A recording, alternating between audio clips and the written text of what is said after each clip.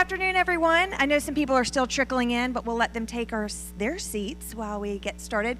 I'm Katie. I'm the general manager here at ADAC, and I want to once again thank you for having joined us all week for Discover ADAC. We are excited about our final presentation of the day. We always say save the very best for last, and that's definitely true today. So I want to remind everybody as we round out the week to continue to post all of your fun pictures on social media. Use the hashtag DiscoverADAC and our handle at ADAC Atlanta.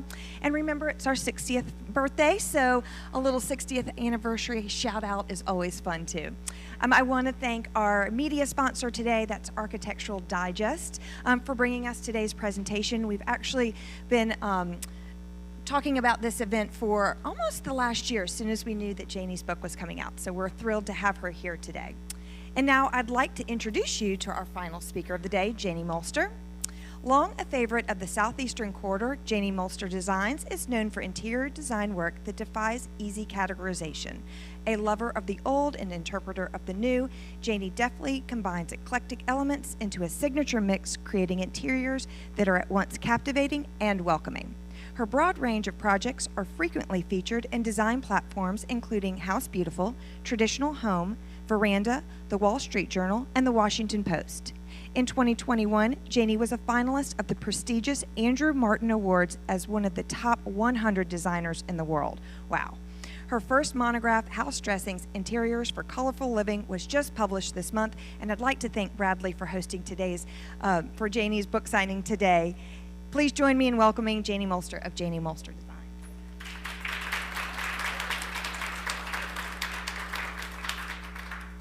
Hello, everyone. I'm so excited to be here. Can everybody hear me? Okay, great. Well, I know you're busy people. I can't thank you enough for sharing your time and allowing me to talk a little bit about my passion, interior design. I'd love to explain to you today how I approach the process of designing a house. And then I'm actually going to turn my process on myself and my own home. And I'm going to show you how things evolve the way that they do, the way the jumbled wish lists and the stacks of design images become finally a cohesive, beautiful, and most of all, a personal interior. I'd also love to introduce you to my big COVID project, my book, House Dressing, Interiors for Colorful Living. Traveling and talking about this book affords me the opportunity to turn the lens on my own design journey. I've decided there's no better way to walk someone through the design process than to explain how it's actually worked for me. So first today, we're going to take a deep dive into the evolution of my aesthetic, why it is that I'm drawn to the things in my house, how those things translate into creating an interior schematic. And secondly, I'm so excited to share with you a sneak peek inside my book. We're going to visit two of the houses in the book, both highly personal and very reflective of the respective owners, but as you'll soon see, very different in style and approach. And then we'll end today by sharing a little bit of my perspective about what is shaping the current trends in the constantly changing design world. But let's go back very quickly to the title, which is spot on in reflecting how I view the design process. My premise is simple. Dressing a house is just not so different than dressing yourself. Think about it. The design process is so daunting for so many. My clients come to me wondering, where do they start? Where do they go to find their inspiration? I even hear, Janie, tell me, what should I like? So the answer is easier than you think. I always say, look in the mirror. Think about it. You confidently dress yourself every single day. And do you dress casually? Do you wear a monotone color palette? Or are you always decked to the nines in bold prints and statement-making jewelry? There are big clues everywhere. For example, do you prefer a well-cut suit? Or are you typically in comfy, athletic wear? There are clues abound. For example, me. I'm the type that loves comfy athletic wear, and I did live in it for sure during COVID. But I also like to dress up in high heels and cocktail wear as if I'm heading to a party. My house completely reflects my wardrobe. Every room in our house is welcoming for naps or movie marathons, but with a quick tidying up and a dimming of the lights, we're ready for cocktails. So there's so many reasons why we have the preferences that we have. Our influences start the very first day that we were old enough to sit up and take note of our surroundings. Now for me, that moment was sometime back in the 1970s. I'm going to take you through my journey of design self-examination. Now in the hope that you'll go home and do your own self-exam, or help your client do the self-exam. And if it's not already happening, begin creating a world that tells more of your story. So I grew up in northeastern North Carolina. We were just under a 2-hour drive from colonial Williamsburg. So Williamsburg and all of its influences made an indelible mark on the house that my mother designed for us, and also most of the houses that I visited as a child. It was very typical. Imagine, English antiques were the order of the day. Queen Anne and Chippendale furniture atop Oriental rugs were pretty much in every house I lived in, and then the houses that I visited. So I was exposed to traditional furnishings, and like a lot of other Southerners, I fell in love with inherited treasures and antiques. So in a guest bedroom of my house in Richmond, here's a collection of some inherited, some that I found, of brown and white transferware that covers the walls. At one point, I had differing groupings scattered sort of all over my house. And then it occurred to me, I always tell my clients, your collections are so much better when they're grouped together en masse. So I gathered everything up into this guest bedroom, or the room that my children now refer to as that plate room. And here we have another collection. It's pretty humble, but I love it, and it's Italian paper mache trays and bowls. And here they're displayed in a chinoiserie secretary in my foyer.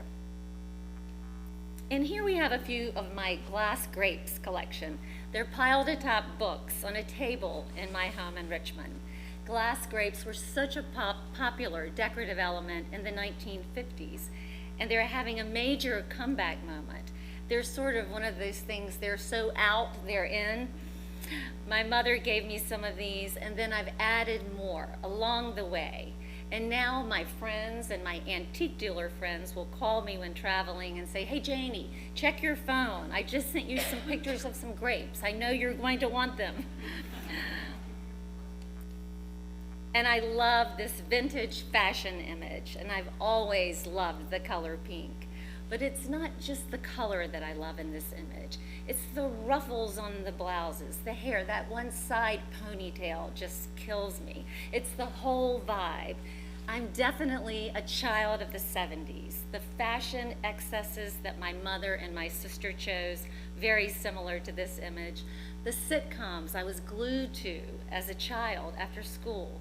All of those things were very impactful on forming the things that I would later choose to live with in my house.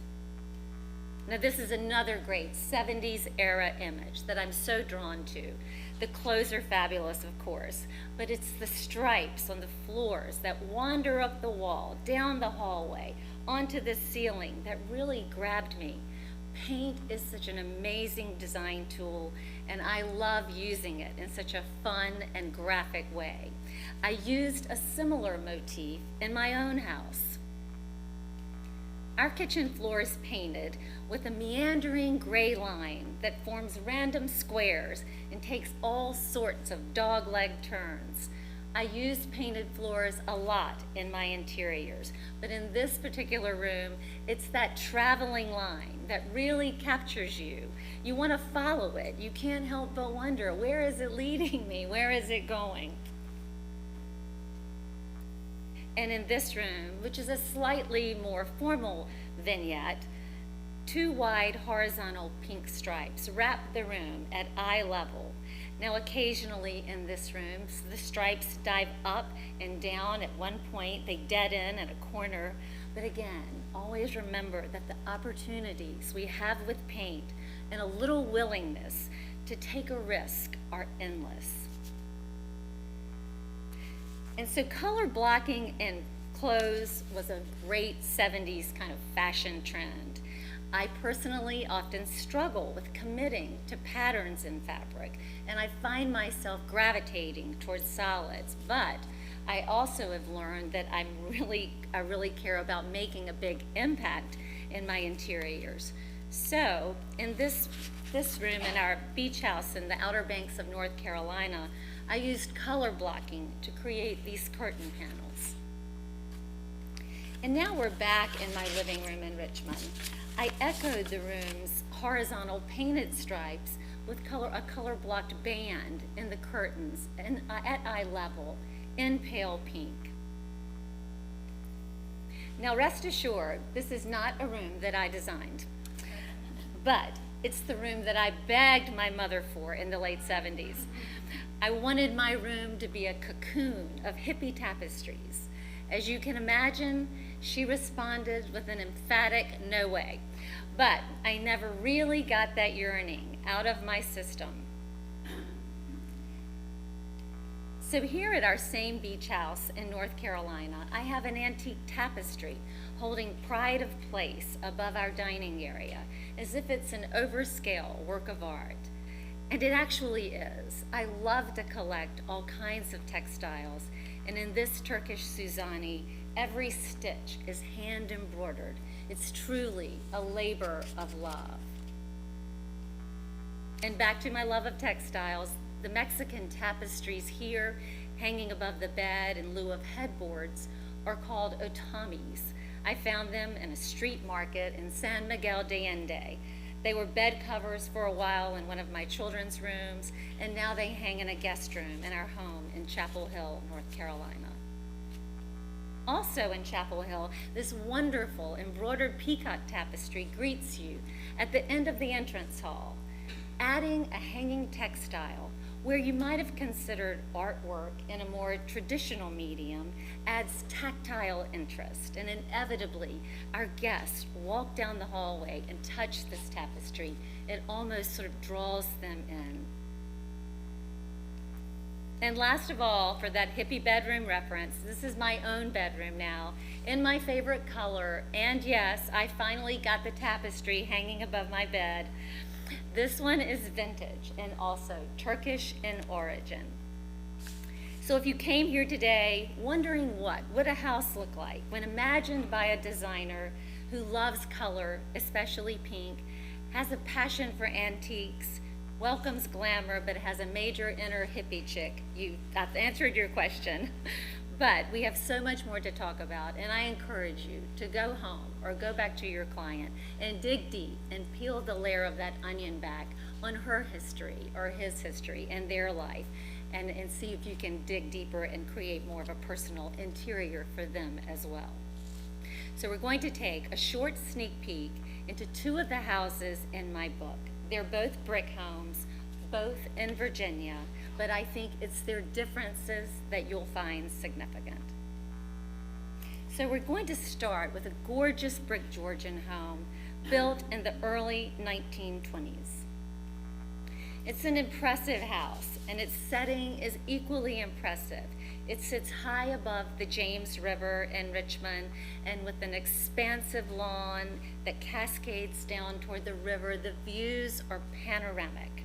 And when I first met this house, I fell in love with it. Although it has a classic Georgian facade, the floor plan has a very linear footprint, so it allows many of the rooms to have light exposure from both sides and also enjoy that view. And let's not forget the wonderful clients. We connected straight away.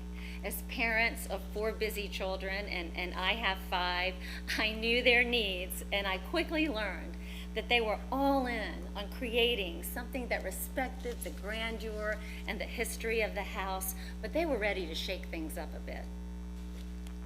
So I kept imagining the house in its heyday. I can't help myself. My brain always goes to the party scene.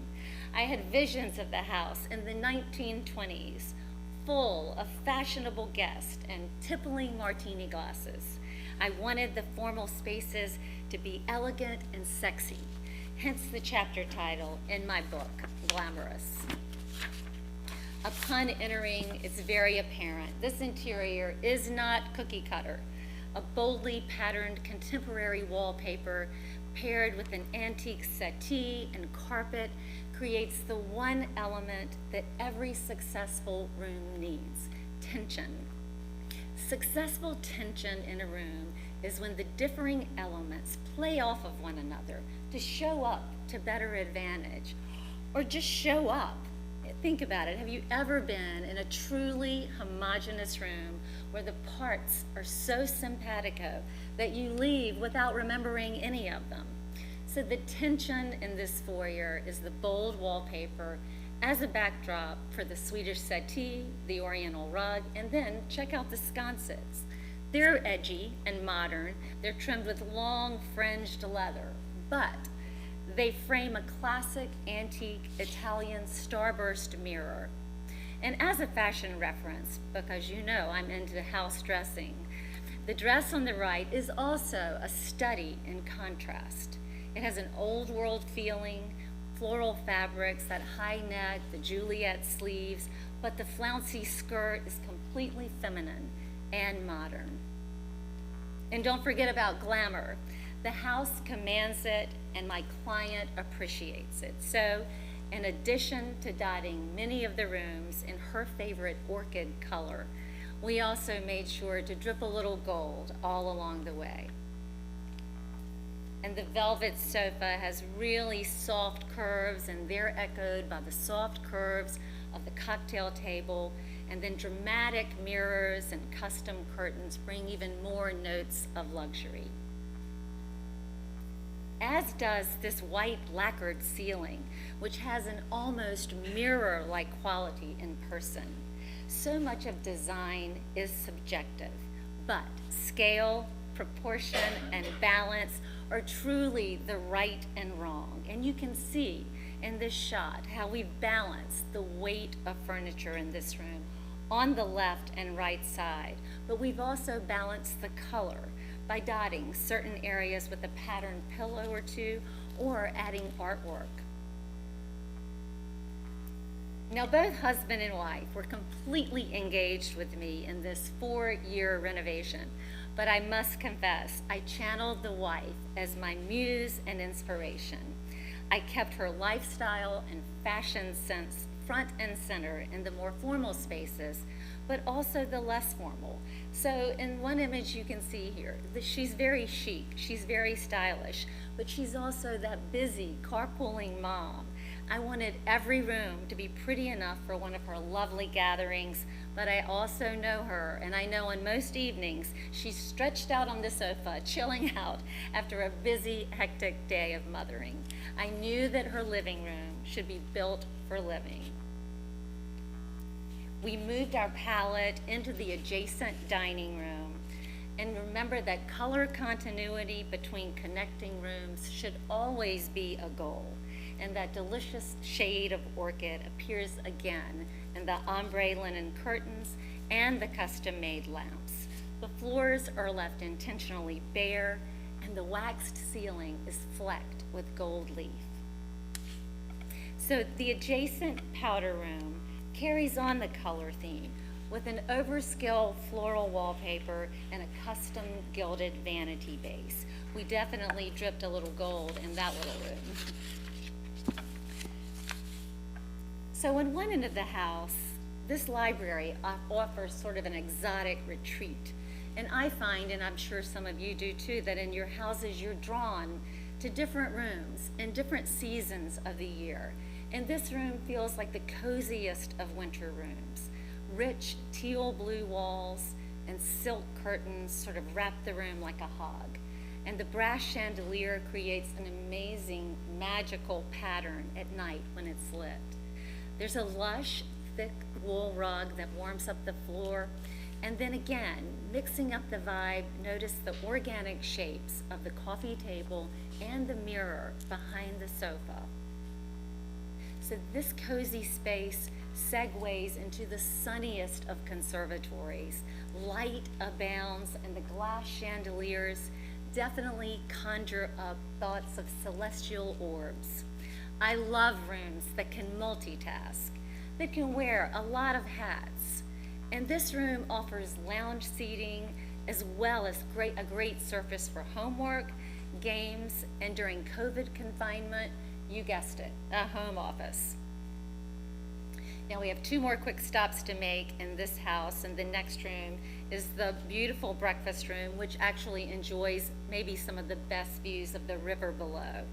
And notice how the light fixture is so light and airy. It's on purpose. We were doing everything to keep that view wide open. And just outside this room is a gorgeous covered terrace with casual seating and dining. We're going to dive into outdoor rooms a little bit more thoroughly later, but this one encompasses so many of my favorite things, especially an outdoor fireplace. The views from this terrace are onto a wonderful expansive pool area, and if you look at the chimney on the right there, that's the back of the terrace we just visited. And the icing on the cake down here to me is this darling little pool cantina. Mom and Dad can hand out snacks and lunch right through that collapsible window. So now we'll move to another favorite house, one definitely with an old soul. So it was built in the mid-1700s and relocated to its current spot in the 1930s. The chapter on this house in my book is aptly named Soulful. And it truly has an old soul in the form of a suspected ghostly inhabitant that made their presence known to my client when they were touring the house for purchase. My client was walking up the front steps with a real estate agent and felt a decided sense of energy barring her from entry. Well, that would have been the moment that I would have pretty much sprinted back down to my car.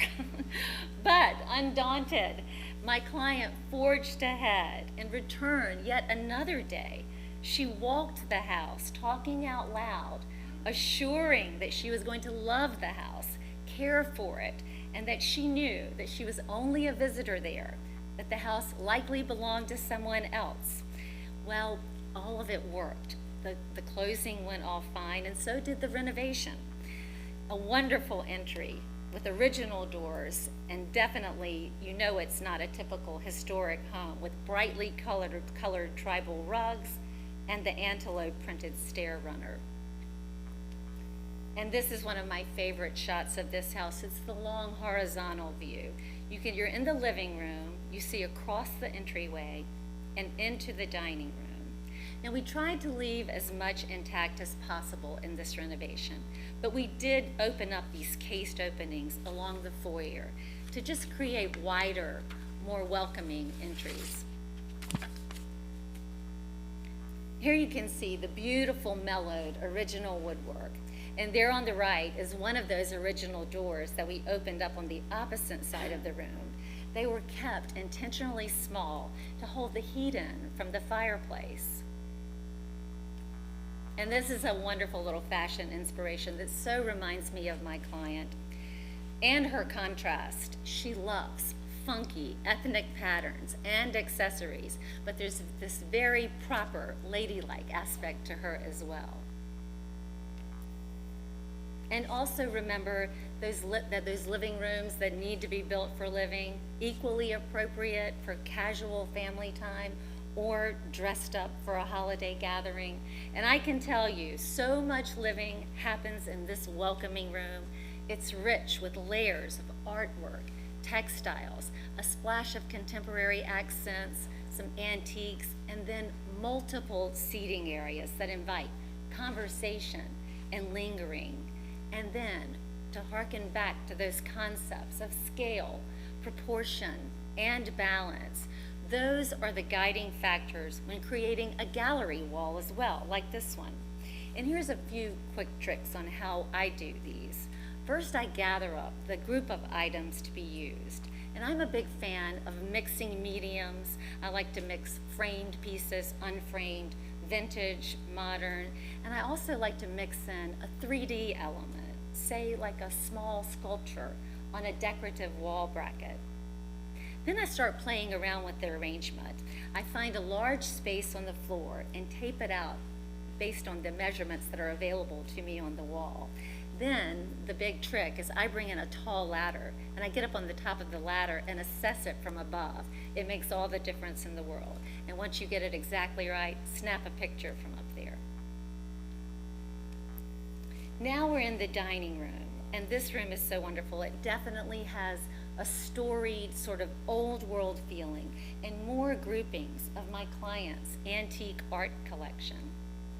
Now behind her main dining table, there's an additional smaller seating area for more intimate dining. If you have space, it's so nice to be able to add a seating area like this. Think about it. When you walk past your dining room and you're faced with a large dining table, a smaller group of say 2 or 3 people would probably gravitate towards somewhere else. But if you have a space like this, it's a real people magnet. And there's a shot of that. Oh, and I love this shot. This is one of my favorites. It's such a simple, elegant image. It's the back stairwell, and it's actually a really important historical reference. The newel post, which is the supporting post at the base of the stair pickets, it significantly predates this house. So think about it. In the 1740s, how we go out now and search and travel for artifacts to mix into our new houses. In the 1740s, they did the same thing. They bought a 50-year-old newel post to use in their house.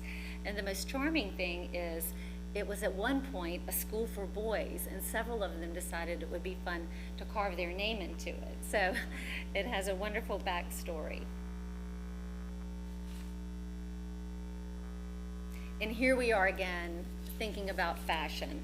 These images reflect my client's fashion sensibility again. As in her interiors, she loves layers of pattern and texture, but she likes an earthy, grounded palette. She loves comfort, but she wants to make a statement. She also wants to convey her worldly perspective and her openness for all kinds of cultures and ideas. So in this inviting morning room, grass cloth envelops all the walls and ceilings. This room is another one of my favorites because it's another multitasking room. It has an inviting window seat. The sofas and chairs are covered in rich layers of textiles. And I also love the funny topsy-turvy, almost Alice in Wonderland quality of that table. That's the note of surprise and humor that I think every room needs. So now we're in the husband's library with walls that are in deep blue-green and lots of red accents in the spines of the antique books, the window shades, and the artwork. But this is important. Note the artwork. It's just casually propped on the floor.